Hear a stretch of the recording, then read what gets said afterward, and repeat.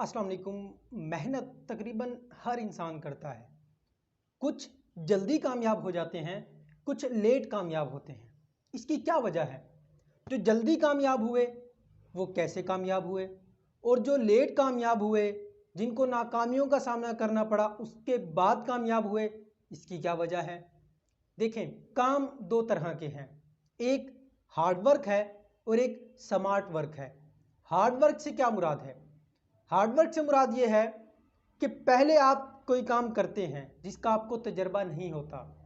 आप वो काम करते हैं, उस काम को करने से आपको तजर्बा आता है, आप नाकाम भी होते हैं, बहुत कुछ सीखने के बाद आप कामयाब होते हैं।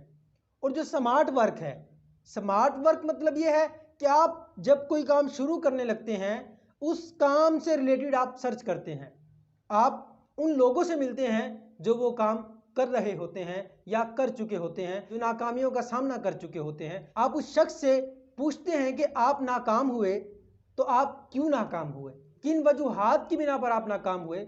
आप कामयाब हुए तो किन वजूहात की बिना पर आप कामयाब हुए, कौन से काम आपने नहीं किए। वो शख्स पहले अच्छे से सर्च करता है, लोगों से पूछता है, लोगों के इंटरव्यूज़ करता है।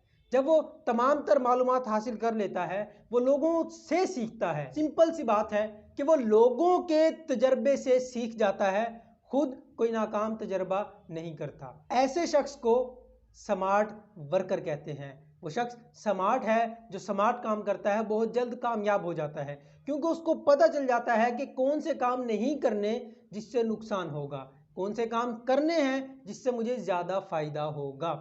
तो अगर आप कोई भी काम करते हैं तो पहले उसके बारे में सर्च कीजिए, पूछिए, समझिए, लोगों से पूछिए, लोगों से मुलाकात कीजिए जो वो काम करते हैं, लोगों के इंटरव्यूज़ कीजिए, उसके बाद वो काम शुरू कीजिए। तो इंशाल्लाह आप देखेंगे आप बहुत जल्द कामयाब हो जाएंगे। Thank you. अल्लाह हाफ़िज़।